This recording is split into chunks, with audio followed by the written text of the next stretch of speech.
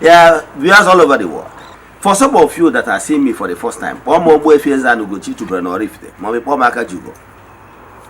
Abụ m onye isi nchụaja na ugochitubelu ọdịnala temple. Anyị na-agba afa miri emi n'okwazi ọrụ mmụọ dị iche iche. Abụkwazi m onye isi nchụaja na ọdịnala Restoration Evangelical Mission, bụ onye mgbasa ozi ọdịnala Igbo. So you can call me a priest or an evangelist. I will answer. My mission is to help people live better life. N'ụbọchị taa n'oge awa nke isiokwu anyị ji wee bịa bụ foundational rituals. Yes, foundational rituals, here otherwise known as Eze-Ana. Yes. So pay attention, you will learn so many things. No question, you can many rituals. Bobo na na choki ki me ki lo ihe nana. Ebe obibi. Kana we gara ihu yi n'ọkụ. Ọ dịbalụ mgbe ọkpụtọrọ ọkpụ. Yes.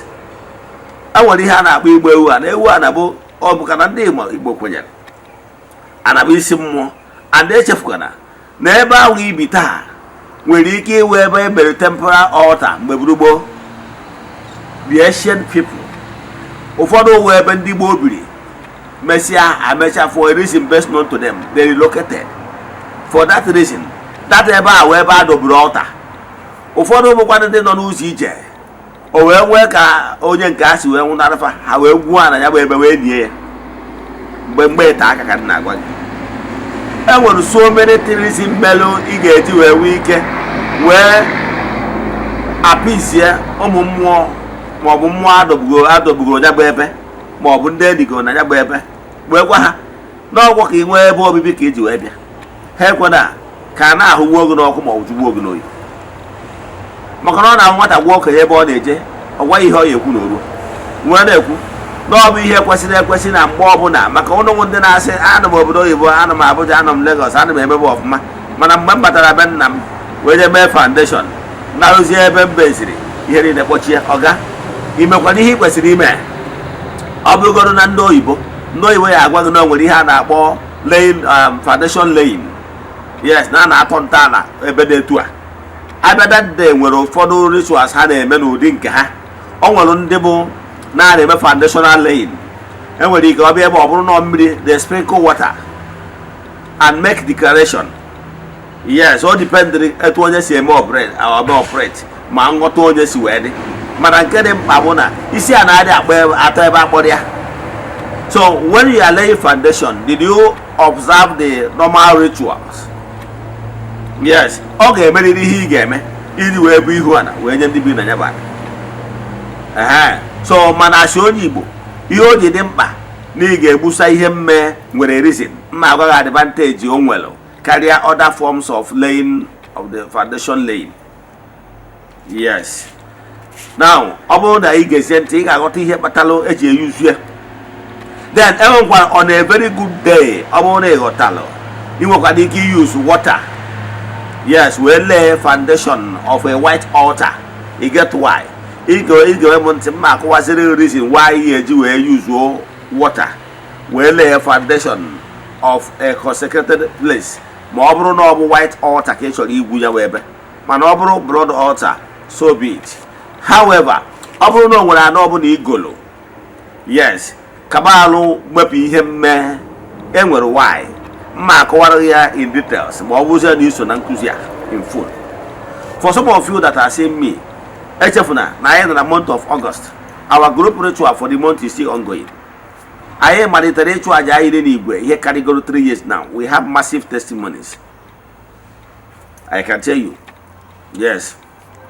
So anyị emegide echi the last day of the month. Anyị ga-eje na mmiri je kpee ile ọma chụọ aja n'aha mmadụ dum, the friends of the temple, children of the temple, members of the Restoration Evangelical Mission and the consecrated group. Etu a ka anyị ga-emegide echi na arọ ọnwa agwụ. The last day of the month, I just said I go to the temple, chụọ aja to entities of powers. Je n'ebe nchụ aja gbuo eburu mee saraka. Kee uke kekwasị ndị amoosu n'aha mmadụ dum. Nwanne chụọkwa aja maka na aja karịrị ọgwụ. Ọ bụrụ na ị chọrọ iso na anya ba ihe ị ga-eme we chat na WhatsApp forward on ya 3 prayer requests anyị ga-edebe n'ọta. Then make token donation to the account number iji kwado ihe a na-eme. Then chat na WhatsApp agwa ngwa other details we need for you in order to book you. Da nke agba ofu ọkwa nke bụ abụ before I get my new hide wee bịa bụ. Ọ bụrụ na ị bụ child of the temple echefuna na ọnwa September 16 bụ our annual festival. Atụrụ anya n'aka gị dịka onye child of the temple ebe ọ bụla na nsọtụ ụwa dum. Ọ bụrụgodo na ị ma abịa na ị ga-ese nde ihe eji akwado ịchụnya bụ aja. And echefukwana na nke arụ nwa dị very special. So atụrụ anya n'aka gị na ị ga-support the special festival. Special festival bụ na nke this year ka a ga-ele foundation lane. A ga-atọ nta na the place of worship of Chukwu oke pụrụ ime ihe niile na temple. Now atụrụ anya na ị ga-akwado ihe n'ụdị ọbụla ị nwere ike ime. Ọ bụrụ na ịkwa afa na-esoela anyị mana ifụbọrọ the picture of the proposed place of worship of Chukwu oke pụrụ ime ihe na chaachị m na WhatsApp ị ga-enweta. Onwezi ajụjụ inwe n'ihe ndị a kọwara ma ọ bụ ajụjụ inwe na nkụzi ije ka ịnụta chaachị m na WhatsApp 08057837672 ma ọ bụ 08138243871 na ya na screen gị ga-afụ nọmbas ndị a mkpọrọ. Now let's dive into today's lecture. Ihe m na-ekwu maka ya bụ foundational ritual. Wee na-akọwala gị na enwere ọtụtụ mgbe etu esi eme rituals. Yes, ọ nwere ihe ịghọtara. Ọ nwere ndị goro ana dịka estate. Yes, mma akọwara the spiritual benefit and physical benefit. O nwere ndị goro ana estate ebe ahụ ibi maka gị nwa onye na-arụ ụka na-asị m na egoro m ana na estate na-enwere ewu ana m gburu mana nke yes, o nwere ihe ịghọtara. Ị mara na onye awa goro the estate maybe o goro ihe dịka 10 acres of land. Family ahụ o goro nya bana ma ọ bụ ụmụnna ahụ o goro ana ma ọ bụ obodo ahụ o goro ana o gocha ya ọ ga-egburu ha ewu ana. And ewu ana ahụ o gburu akọvago virtually for onye ọbụla for that particular land as a whole because o goro ana ha niile as a unit. Ntị ọ dị. O mego those natural procedure expenses at initial time. So o mesizie n'ime dị ana ahụ o goro as a bulk. O nwezi ike sị ebe a na-allocate ndị mmadụ 1 plot 2 plot. Ntị ọ dị. So ọ bụrụ na igote ụdị ana anwa ọ bụ gorozie ya niile ibuzuru ewu ebe anwa akọvagie. Yes, ị nweziri ike mezie other rituals then mee foundation global. Echefukwara na physical benefit ọ na-eme bụ na ọ bụrụ na ala Igbo igo mmadụ ana ije gbu ido ya ewu ihe na-akpọ igbu ido ewu that is mee normal ritual broad rituals bụ mbọsị ahụ a na-eme like ana ndị ọzọ ngosigoro n'ebe dị iche iche gasị.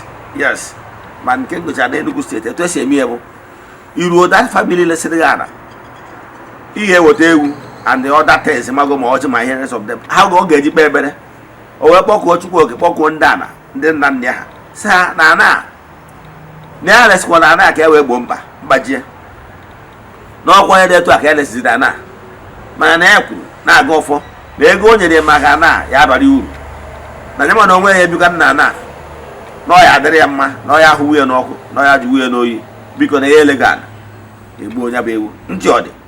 Ihe o mere kịta bụ handover, spiritual handover.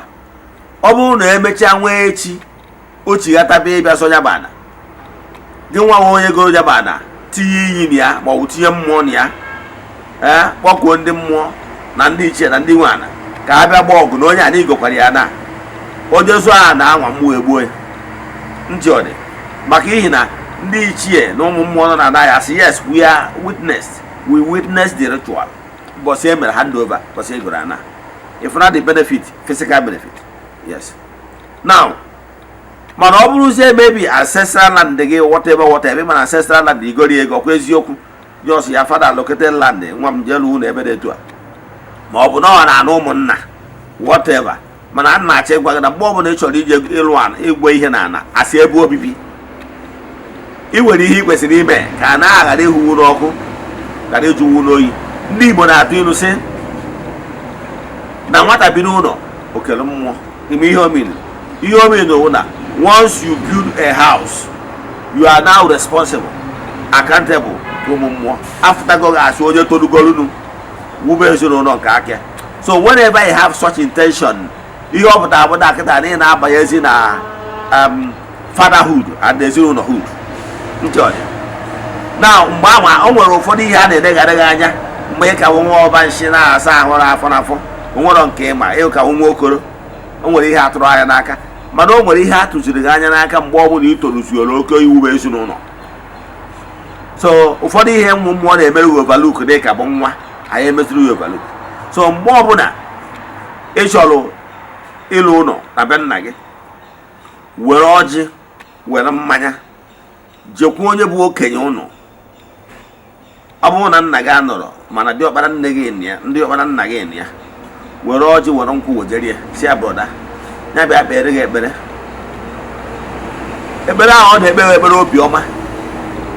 Ọ bụrụ na o kpesie ekpere anwa, ihe ọbụla ị nwelụ, ihe mmee ọbụla ị nwelụ, ọ bụrụ na ya aka gị eruru ego ewu na obi elolu gị elolu, ọ bụrụ na aka gị eruru ego ewu ma ndị chọrọ ime foundation ebe anwa, then ije welu ọgwụgworo oke ọbara nnekwu kpọọ ndị ana sị na ọkwado ebe aka na onwe anyị ka ọ na-atụkwasị gị gbuso mmere ọbara ahụ na ya bụ ebe.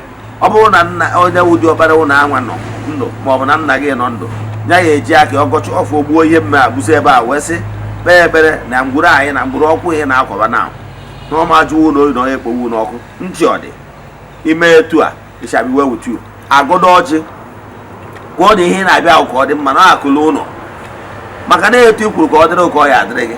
Agacha ọfụ agwa ndị aka na ndị egede na ndị gboo ndị nna nna na ọka ọ dị mma na ebe obibi ka ị chọrọ iwube na ọ bụrụ mkpọ ọkụkọ na ị chọrọ iwube ewu ebe a ga-ebi ebe ebika ya nka ahụ ajụọ na oyi mụta ọmụ maka na ndụrụ ga ndụ bụ onye a mụtara omegịnị ọmụta ibia ego nọchọ ya ebe a ime saraka dị ya nwanne imesịa ya etu a. Ọ bụrụ ghara na o nwere ihe alụ ọzọ imetalụ ịfụ na ịrụcha ọrụ a dachighị obodo ebe ị nọ ihe gara agara gị ọfụma. Mana ọtụtụ n'ime ụlọ amarọ yes echefukwara na agha ebe ahụ ibi taa nwere ike ịbụ a na-eritere n'ebe mgbe gburugburu. O nwere ike ọ bụrụ na ọfa mmiri ritere mmadụ n'ebe enwekwara ike onye biri ebe a nwere ike akwara ya akwa and so on and so forth. And the appeasement agwago m ụnụ na anọ ọbụla ị na-ebi taa you can be sure nọọsọ nwawa onye izibiri na ana maka o nwere ike ọnwụ na ana awa na ndị gboo bigoro ma ọwa na ebe enigoro mmadụ gboo. O nwere ike ọ bụrụ ndị nọ on transit ma ọ bụ na o nwere ndị gburu biri ebe ahụ na thousands of years ago mechaa kwapụ for a reason best known to them. Now for that reason ihe emeriri appeasement wee gwa mmụọ maka na mmadụ nwa ọgada ewu na-ata. O nwere ụmụ mmụọ bibu ebe a bifo nwa bịa a na-akpọ elemental beings. Ịghọtara ya? So onye na-ediri ka gị na ha bụrụ ede na nwa m otu akwa ka o wee gasịrị. So ọ bụrụ na ijere ibi na ana ọsọ ya bụrụ ana obi gị, o nwere ihe a na-agba ewu ana obi ntị ọ dị. Ọ bụrụ na on a very good day elu olu gị ana obi ị kwesịrị iweta ewu ahụ egbu ewu ana obi. Nna gị anwa ma ọ bụ okenye anwa nọ ka dị ọkpara ụnụ ma ọ bụ okenye ụnụ nọ n'obi ụnụ gụọ ọrụ gị ọfọ wee hand over that particular land. Ọkọcha ya o gbuo ewu a na anwa. Ọ bụrụ na ị nwerekwa ego ewu ijekwara ori imekọrọ ihe ọjọọ ọ bụgoro ọkụkọ oke ọbara nnekwu ka ị nwere wee gbuo ntị ọ dị.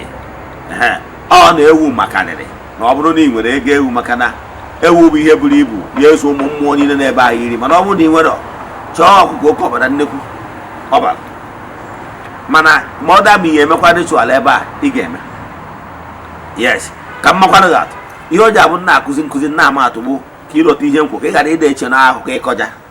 Yes o nwere ebe ngolo ana ebe a ga-alụ place of worship Chukwu oke pụrụ ime ihe niile. Mgbe m gochara anya bụ famili ngoro ya bụ ana egoro m ewu ana egoro m nnekwu egoro m ewu nnekwu ana then ewu ahụ egburu ewu ndị ichie wee gwa ha na ebe a wee na ebe egolo fọ ka o wee balụ m n'ihe ntị ọ dị otu aka nsi wee mie wee gbuo onye bụ ewu ana. Onye anwa m gosiri ana anwa ngoro ana anwa so jide ewu a aka megịnị gbuo ya wee gwa ndị ichie na ana aka ya akwụkwọ ana ya. Ịghọtara ya? Egbuo onye bụ ewu ana.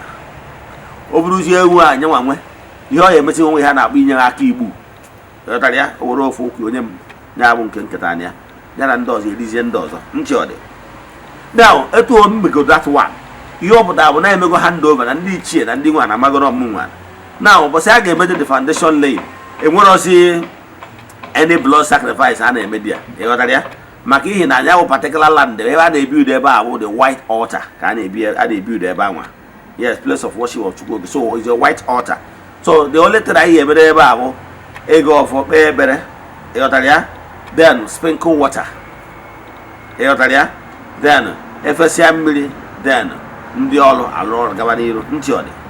So ihe nji akọwara gị ya bụ maka ọtụtụ n'ime ụnụ na-awụ ọfọ isi ebe dị iche iche buru ego bata na be nna ada agwa gị inwe foundation ịlụba ụlọ mana imere ihe ị kwesịrị ime ịchụkwara ala ka ị ghara ịba n'ụgwọ.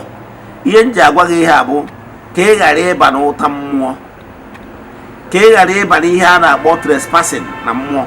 Maka na ana ọ bụrụ gị nwe ana nwe onye bijuo ọ na-akwa na ana ọkwa eziokwu, mana o nwere ndị bibiri ebe anwa. So ihe ị ga-eme bụ ịbịa isi a na-adata ebe a kpọrọ ime ha peace ka o wee dịrị gị mma. Ịbụkwana onye na-echi ntị ka ị ghara ịba n'ụgwọ. Inwe ajụjụ na nkụzi a ma ọ bụ na ịchọ ka agbara gị afa mmiri emi, chat me on WhatsApp 0805 7837672 or 08138243871. Ị na-anya na screen ya for these numbers ndị mkpọrọ. Ekpere ekwere m na Chineke, ekwere m na ọ dị ihe siri m ike nke Chineke na-apụghị izi m ụzọ m ga-esi lụwuo ya n'ihi na ọ mazuru ihe niile. Obi m siri ike na Chineke emeworo m ya. Ya gazie. May the blessing of Chukwu oke pụrụ ime ihe niile be with you all. May you be protected, may you be favored, may you be blessed now and forevermore. Ya gazie. Go and dominate. N'ụbọchị taa bụ afọ ka afọ maala gị mma. Ya gazie.